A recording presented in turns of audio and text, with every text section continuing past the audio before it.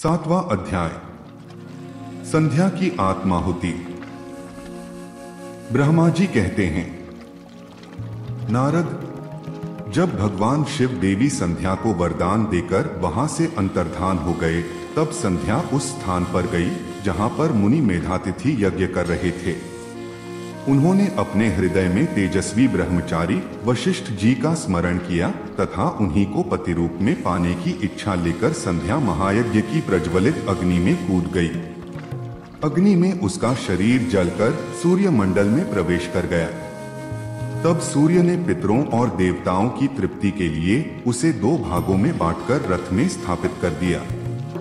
उसके शरीर का ऊपरी भाग प्रातः संध्या हुआ और शेष भाग सायं संध्या हुआ। सायं संध्या से पितरों को संतुष्टि मिलती है। सूर्योदय से पूर्व जब आकाश में लाली छाई होती है अर्थात अरुणोदय होता है, उस समय देवताओं का पूजन करें।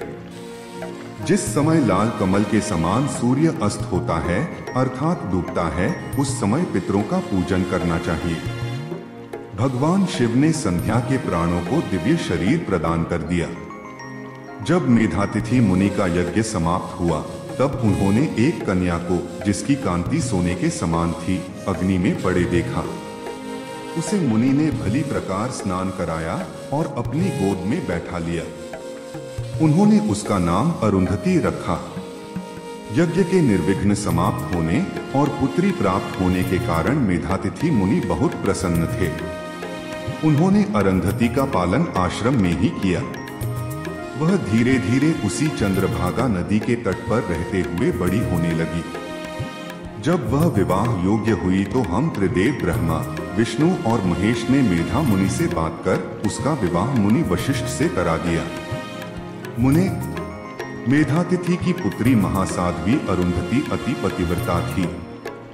वह मुनि वशिष्ठ को पति रूप में पाकर बहुत प्रसन्न थी। वह उनके साथ रमण करने लगी। उससे शक्ति आदि शुभ एवं श्रेष्ठ पुत्र उत्पन्न हुए। हे नारद, इस प्रकार मैंने तुम्हें परम पवित्र देवी संध्या का चरित्र सुनाया है। यह समस्त अभीष्ट फलों को देने वाला है। यह परम पावन और दिव्य है।